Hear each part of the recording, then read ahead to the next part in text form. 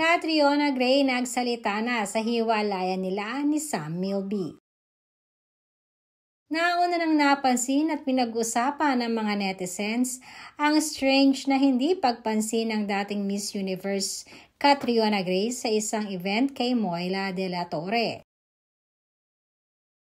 Sa naging event ay tinawag ang name ni Catriona at bineso ang ilan sa mga endorser at organizers ng nasabing event.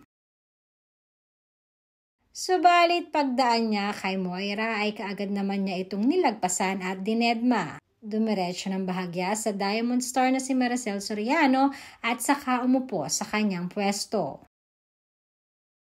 Samantalang naging malaking palaisipan din sa mga netizens kamakailan ang naging biglaang pag-call off ng wedding ng aktor na si Sam Milby at ni Catriona Gray.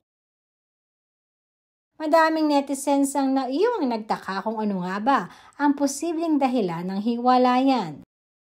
Gayong nung una ay parang napaka-perfect couple naman ang dalawa. At halos nga lahat ay nakaplano na.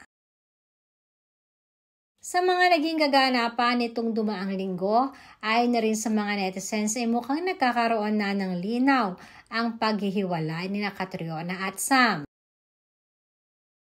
At ang itinuturong dahilan ay ang singer-composer na si Moira de la Torre. Ayon sa aming source ay matagal na palang magkaibigan itong sina Sam at Moira at halos mag-best friends ang turing nila sa isa't isa. Sinasabing espesyal ang kanilang friendship sa lahat ng naging kaibigan ng babae ni Sam. Lalo pa ngang naging close ang dalawa nung magkahiwalay sina Sam at Catriona.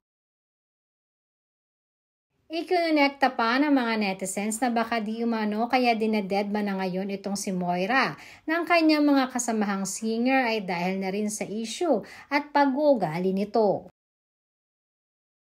Reaksyon pa ng mga netizens na dapat di umano kahit na may best friend kang babae. Dapat ay alam mong dumistansya, lalong-lalo na at kung may karelasyon ito. At dapat din ay alam mo kung saan ka lulugar sa isang relationship. Sinasabing napaka-insensitive nga di umano ni Moira dahil mangkailang beses na din palang pinag-aawayan ni Sam at ni Catriona ito. At ngayon ay naaakusahan sila tuloy na magaling magtago.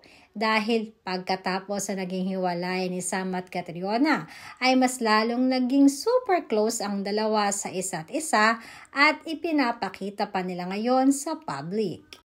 Bagay na ipinagtataka nga ng napakaraming netizen.